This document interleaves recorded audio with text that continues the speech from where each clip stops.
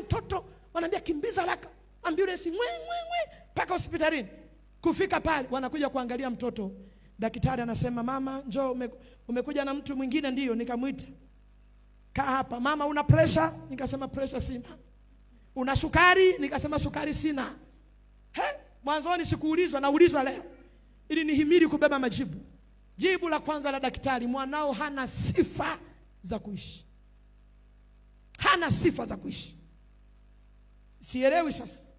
Kachukua daftari, anaanza kunionyesha moyo wa mwanadamu unatakiwa uwe hivi, lakini mwanao hana hiki, hana hiki, hana hiki, hana hiki. Ndivyo alivyozaliwa, ni mlemavu wa moyo, ndivyo alivyo. Na ana sifa ya kufa tu, lakini sifa ya kuishi ni ndogo kwake. Akaniambia, sasa kinachotakiwa, nenda pale ulipochukua pale mapokezi, ile pesa waliochukua ya kwako, waambie wakurudishie. Unaweza ukaelewa? Ile pesa ya mapokezi waambie wakurudishie. Na kama kuna gharama yote umetoa, waambie wakurudishie. Nimekaa kwenye kiti, nilijifinya. Ni mimi au niko ndotoni? Nilipojifinya nikaona mwili unapokea maumivu. Nikasema niko hai. Tuliyekuwa naye akauliza, ugonjwa unaweza kutibika? Akasema hakuna tiba Afrika. Hakuna tiba Afrika. Labda Israeli, labda India, labda. Huyu mtoto hatakiwi hivi, masharti kibao. Natoka pale, gharama nilizoambiwa za kwenda huko, Mungu wangu nazitoa wapi mimi? Nakwambia kwamba Kristo akiumbika anameza ubinadamu wako. Kuna mahali kama wewe hutoboi. Yaani asili hiyo haitoboi, viwango hivyo havitoboi, lakini asili ya Mungu inatoboa. Maana yenyewe ni moto. Kwa hiyo moto gani utaiunguza? Kwa hiyo hata ukipita kwenye moto unatoka salama, kwa maana asili ya huyo iliyoko ndani yako ni moto.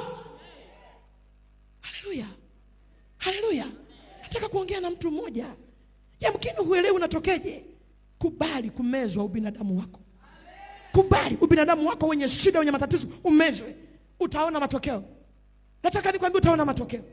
Baada ya hapo nilirudi nyumbani. Kweli nilishindwa kuomba siku ya kwanza, siku ya pili nilishindwa kuomba, siku ya tatu nilishindwa kuomba, siku ya 4 ndipo napata nguvu ya kunyanyua kinywa kumwambia Mungu. Sikiliza mtu wa Mungu.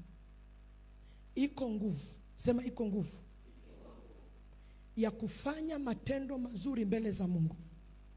Na ukibanwa kwenye kona unaweza kumkumbusha hayo. Niliomba siku ya kwanza kavu, niliomba siku ya pili kavu, niliomba siku ya tatu sisikii sauti, sisikii chochote. Siku ya 4, siku ya 5 nasikia Roho wa Mungu anasema kwa sauti ya wazi, mkumbushe Mungu yale uliyofanya kwa ajili yake. Mkumbushe Mungu yale uliyofanya kwa ajili yake.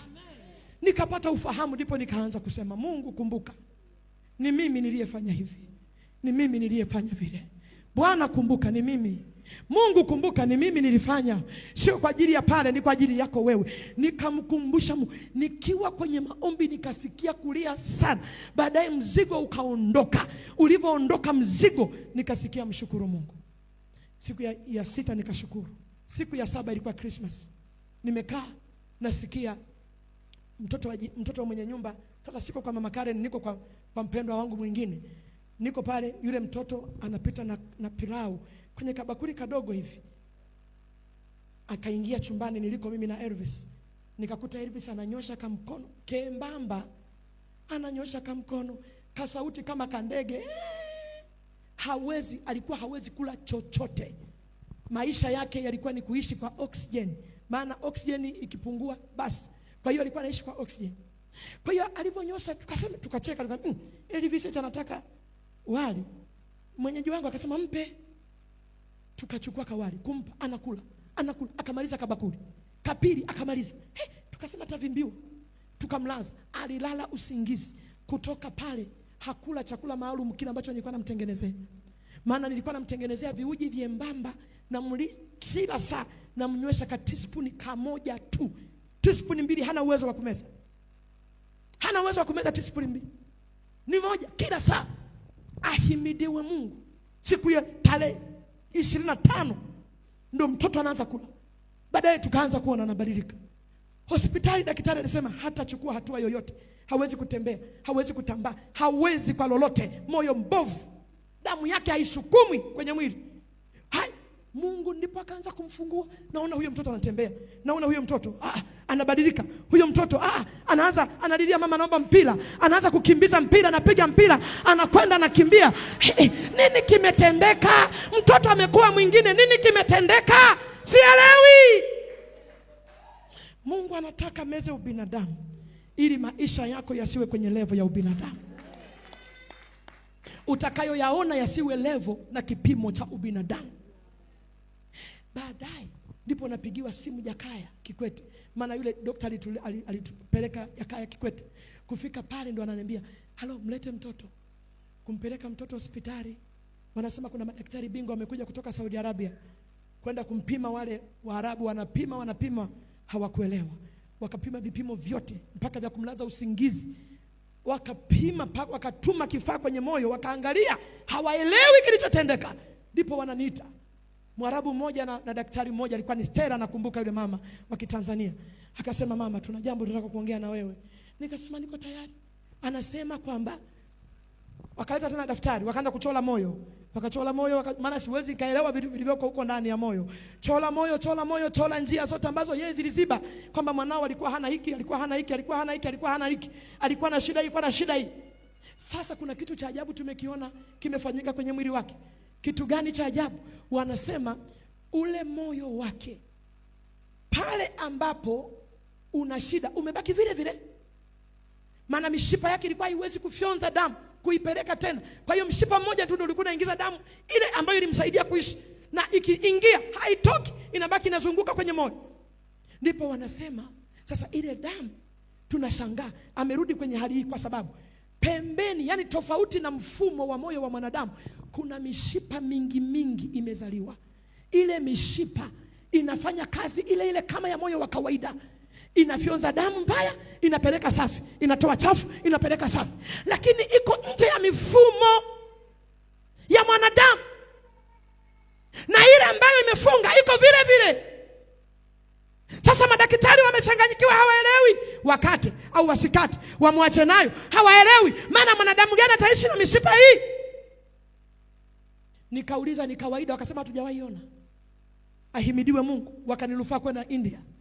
Kufika India, Wahindi wakasema hamna, wa Tanzania hawawezi kupima. Haijawahi tokea. Moyo ukajitengenezea njia, haijawahi tokea. Haijawahi. Nguvu hii ikiondoka, nitakuwa kama wanadamu wengine. Lakini nguvu hii ikiwepo, mimi sio kama mwanadamu mwingine. Wakaanza na moja Wahindi wale. Pima. Jibu linakuja lile lile. Siku moja baada ya mwezi mmoja na nusu ndio wananiita usiku saa 6. Wamekuja madaktari, wamewatoa. Apollo ni hospitali kubwa. Wamechukua madaktari kutoka hospitali mbalimbali kwenye mikoa mbalimbali ya nchi yao. Wale magwiji wale. Kwamba kuna kitu hatukielewi. Mungu anafanyaga mambo yanayoshangaza fahamu na akili, yaliyo nje ya ufahamu wa kibinadamu. Yaliyo nje ya ufahamu wa kibinadamu. Ndipo wale wanakuja kupima, wanatoa jibu moja. Wanasema ni kweli, kilichoko ndivyo. Sasa tunafanyaje? Tukate? Wakagawanyika jopo. Tukate tusikate? Wengine wanasema tusikate, tuwaulize wa Israeli. Wakatuma msaada, tunaomba msaada mtujibu wa Israeli. Yakaja majibu kutoka Israeli. Walipokaa wote kwenye benchi moja, wanaangalia mtoto vipimo vyake, namna gani anaenda, namna gani moyo wake unafanyaje kazi. Wakasema msikate, hiyo ni kazi ya Mungu.